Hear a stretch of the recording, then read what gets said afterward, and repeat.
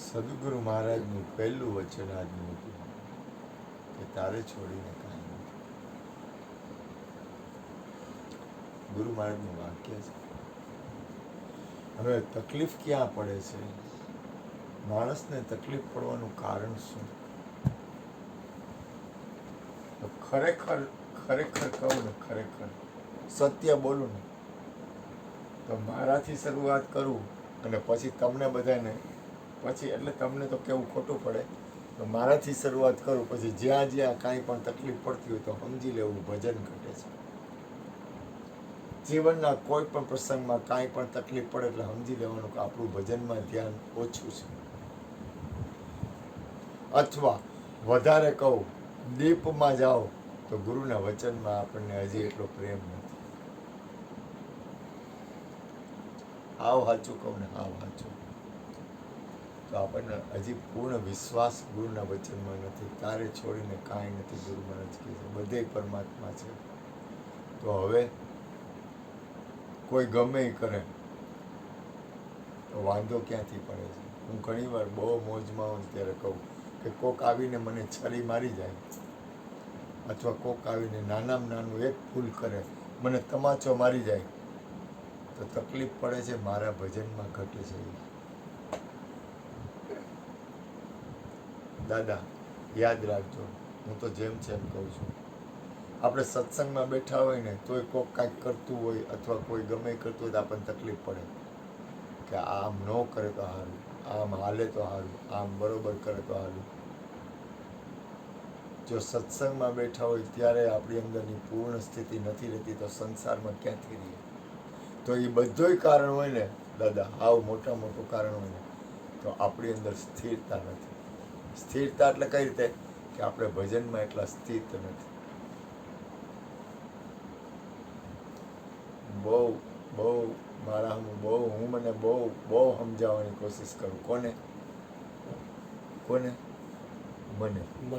મને મારા મનને ને મને બહુ સમજાવવાની કોશિશ કરું કે જે જેમ કરે છે બરોબર જ છે. પરમાત્મા સિવાય કોઈ કાંઈ આખા વિશ્વમાં નથી. તને વાંધો હું છે?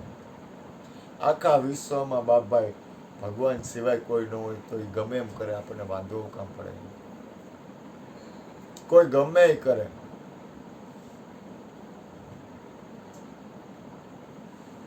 તો વાંધો પડે છે. એનું મુખ્ય કારણ છે આપણું ભજન ઘટે છે. આમે કોઈની ભૂલ છે જ નહીં. કોઈ ગમે એ કરે, કોઈ ગમે એ કરે, પરમાત્મા સિવાય કોઈ નથી તો આપણને હું કામ તકલીફ પડે? ભગવાન તો બધે, દરેકની અંદર ભગવાન ને તો આપણને કોઈથી વાંધો પડે છે. એનું મુખ્ય કારણ હું તો કે આપણાથી જોવાઈ જાય છે. આપણાથી જોવાઈ જાય છે કે ભાઈ ઓલો જલારામ આમ કરે છે, ભૂપેન્દ્રભાઈ આમ કરે છે, બાપભાઈ આમ કરે છે, ઓલો બબુડિયો આમ કરે છે, મુનો સમજતો નથી, ગોરધનભાઈ આમ કરે છે.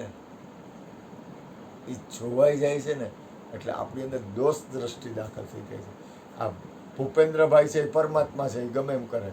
મુનો પરમાત્મા છે, ગમે એમ કરે. જલારામ પરમાત્મા છે, ગમે એમ કરે. ગોરધનભાઈ પરમાત્મા છે, ગમે એમ કરે. અને બાપભાઈ પરમાત્મા છે ને ગમે એમ કરે તો વાંધો હું? કારણ કે પરમાત્મા જ છે. પરમાત્માને મન ફાવે એમ કરે, આપણે હું પરમાત્માને શું કેવું?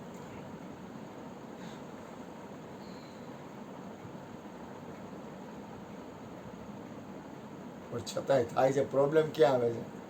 પહેલું મારી દોષ દ્રષ્ટિ છે એટલે મારાથી કોઈના અવગુણ જોવાઈ જાય છે. મોટામાં મોટી ભૂલ હોય ને તો આપણી દોષ દ્રષ્ટિ છે ને એ પહેલા દોષ દ્રષ્ટિ છે ને વહી જવી જોઈએ. ગુણ અવગુણમય વિશ્વ કિન્ન કીર્તાન, આખું વિશ્વ રહ્યું ને એ ગુણ અને દોષથી ભરેલું છે. શું ભરેલું છે? શું ભરેલું છે? આખું વિશ્વ. આખા વિશ્વમાં દરેકની અંદર ગુણે છે અને દોષે છે. જળ ચેતન ગુણ દોષમય વિશ્વ આખું વિશ્વ, આખું બ્રહ્માંડમાં તમે એક કામ કરો, તમે મને પકડો, મારાથી શરૂઆત કરો, તો મારી અંદર ગુણ અને દોષ બેય હોય જ. મારી અંદર અવગુણ હોય જ.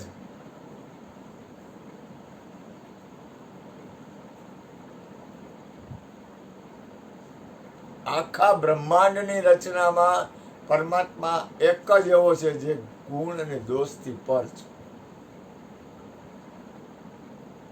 એક ભગવાન, સદગુરુ અને પરમાત્મા, એનું પદ અને એની જગ્યા એ ગુણ અને દોષથી પર છે. એમાં એ ગુણથી પણ પર છે અને અવગુણથી પણ પર છે. એમાં ગુણ અને અવગુણ સંભવતા જ નથી, કારણ કે ગુણાતીત છે. ભગવાન રહ્યા ને, ભગવાન એ ગુણાતીત છે. અવગુણ તો પરમાત્માની અંદર હોય જ નહીં, શક્ય જ નથી, કારણ કે બે વાતાવરણથી ઉપર ઉઠેલા છે. ગુણ અને અવગુણ કોણામાં હોય? તો કે મારામાં. તમે મારા અવગુણ જોવા માંગો તો તમને ઘણા અવગુણ મળી જાય, ઘણા અવગુણ મળી જાય. તમારે જ્યાંથી જોતા હશે ને ત્યાંથી અવગુણ મળશે મારા, ચિંતા ન કરવી. તમારે જોતા હોય એટલા અવગુણ મળી જાય મારામાંથી. તમારે જ્યાંથી પકડવા હોય ને ત્યાંથી મને પકડી શકશો. તમારું મન થાય ને અહીંયાથી મારા અવગુણ ચાલુ થઈ જાય, ચિંતા ન કરતા. બાપભાઈ ને જો મારી અંદર અવગુણ જોવા હોય ને તો તમારું મન થાય અહીંયાથી અવગુણ ચાલુ થઈ જાય, ચિંતા ન કરતા. બરોબર ને ગોરધનભાઈ?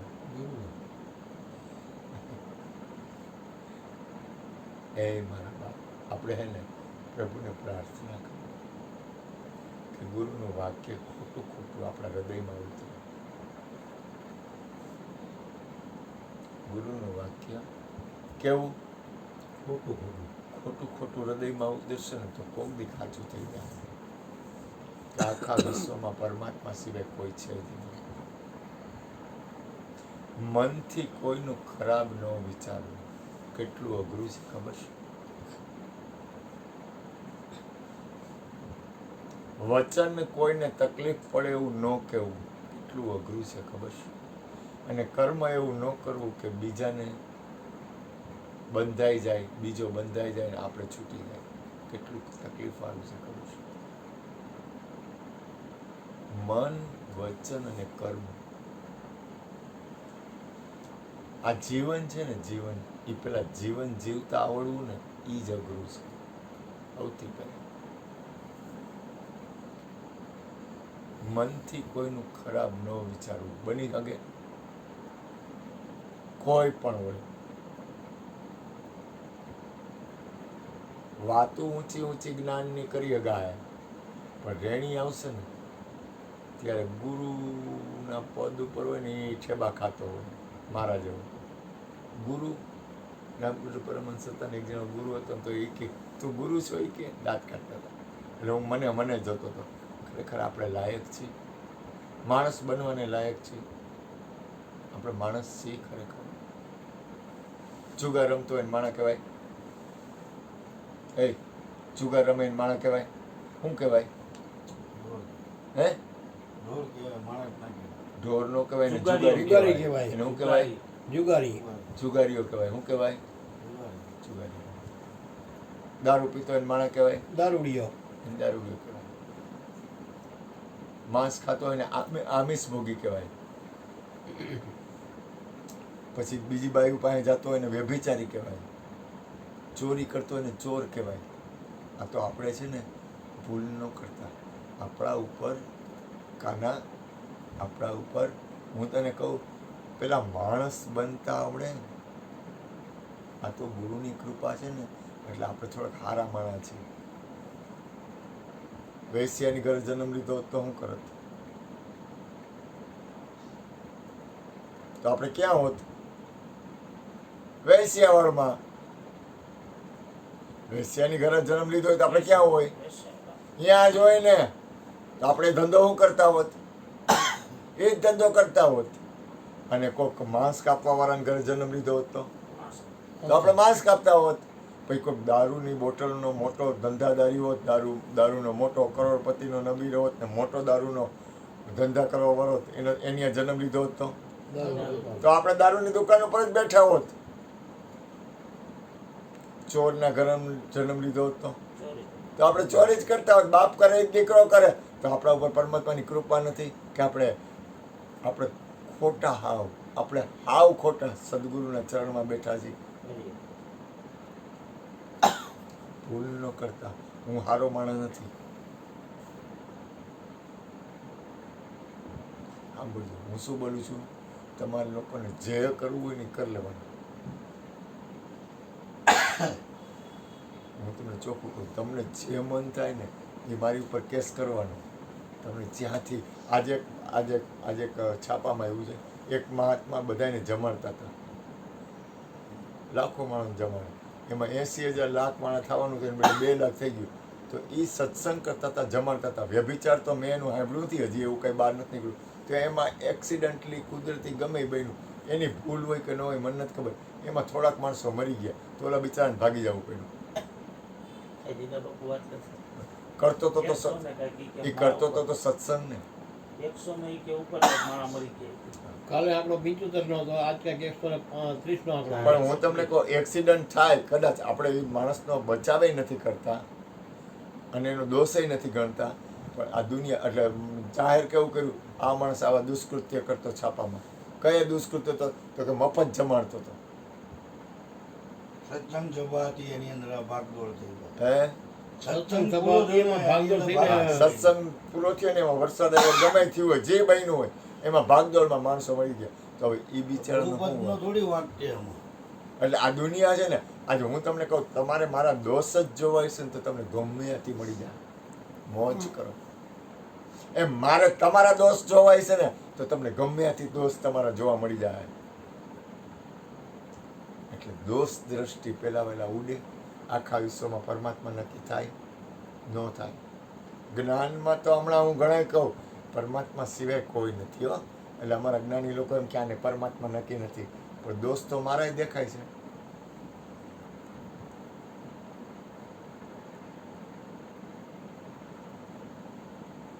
બહુ મોટા જ્ઞાની લોકો હોય ને એ લોકો મારા અવગુણ ગાય ને, એનો વાંક નથી ને.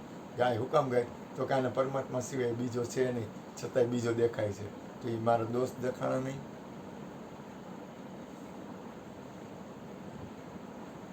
મારો ભાવ તો પરમાત્માનો, મારો અંદરનો ભાવ તો હું કોઈ સ્ત્રીને ભોગવવા માટે અહીં બેઠો છું એમ ના. હું અહીં બેઠો છું કોઈ સ્ત્રીને ભોગવવા હાટું બેઠો હું, ચોરી કરવા હાટું બેઠો હું, માંસ મદિરા ખાવા હાટું બેઠો હું, જુગાર રમવા હાટું બેઠો છું. હે ભાઈ ગોરધનભાઈ, નહીં. હે ભૂપેનભાઈ, મારે કોઈ સ્ત્રીને ભોગવવી છે એટલે હું અહીં બેઠો છું? નહીં. ચોરી કરવી એટલે બેઠો હું, માંસ મદિરા દારૂ પીવો એટલે બેઠો હું? નહીં. મને તો ખોટો પરમાત્માથી પ્રેમ છે એટલે બેઠો છું. હું તો જેમ છે એમ કહું છું, મને ખોટો ગુરુથી અને પરમાત્માથી ખોટો પ્રેમ છે. તમે આવું કહી શકો ખોટો પ્રેમ છે એમ? મને ભગવાનથી, ગુરુથી અને સત્પુરુષોથી મને ખોટો પ્રેમ છે એટલે હું અહીં બેઠો હું. કેવો પ્રેમ છે? સાચો નથી. સાચો પ્રેમ હોય ને તો કોઈની તાકાત નથી મને ડગાવી શકે.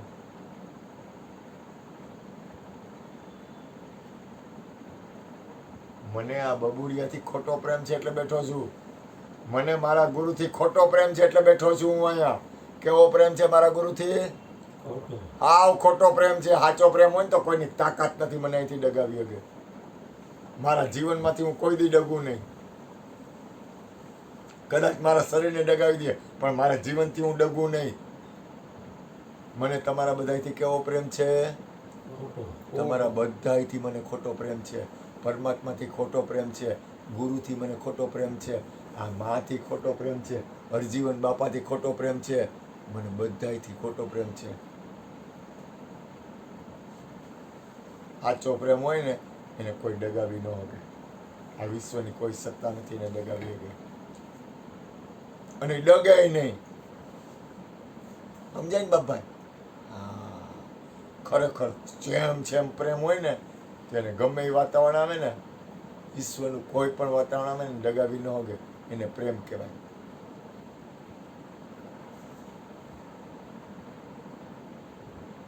આખા વિશ્વમાં એક પરમાત્મા છે, એનાથી ક્યાં પ્રેમ થાય છે? જ્ઞાનમાં થઈ જાય. એ કે આને તો ખબર નથી ને, ગુરુના વચનમાં ક્યાં, ગુરુના વચન પ્રમાણે આનામાં ક્યાં ગુરુનું વચન ઉતર્યું જ છે? વાતું કરે અને હું વાતું જ કરું, પણ એ રે વાતોનો રંગ લાગ્યો. હું જો બચાવ કરીને છટકવા માટે નથી કહેતો, હું જેમ છે એમ કહું છું. કેવી રીતે કહું છું? જેમ છે બચાવ કરી અને છટકબારી કરવા માટે હું આ કાંઈ વાત નથી કરતો, હું જેમ છે એમ કહું છું. મને પૂર્ણ પ્રેમ પરમાત્માથી નથી, મને પૂર્ણ પ્રેમ સદગુરુથી નથી, મને પૂર્ણ પ્રેમ તમારા બધાયથી નથી. જો મને પૂર્ણ પ્રેમ હોય ને તો તમે લોકો બધાય ગમે એમ કરો, મને કાંઈ વાંધો જ ન આવે. મને જો આખા વિશ્વમાં પરમાત્મા છે એની હારે પૂર્ણ પ્રેમ હોય ને તો મને કોઈથી વાંધો પડે જ નહીં. મને ન પડે, તમે ગમે એ કરો, મારે કાંઈ લેવા દેવા નથી, કારણ કે તમે પરમાત્મા છો. સમજે બાપાઈ? બોલો સદગુરુ મહારાજની જય. ગોરધનભાઈનો સત્સંગ સાંભળ્યો. હાય હાય.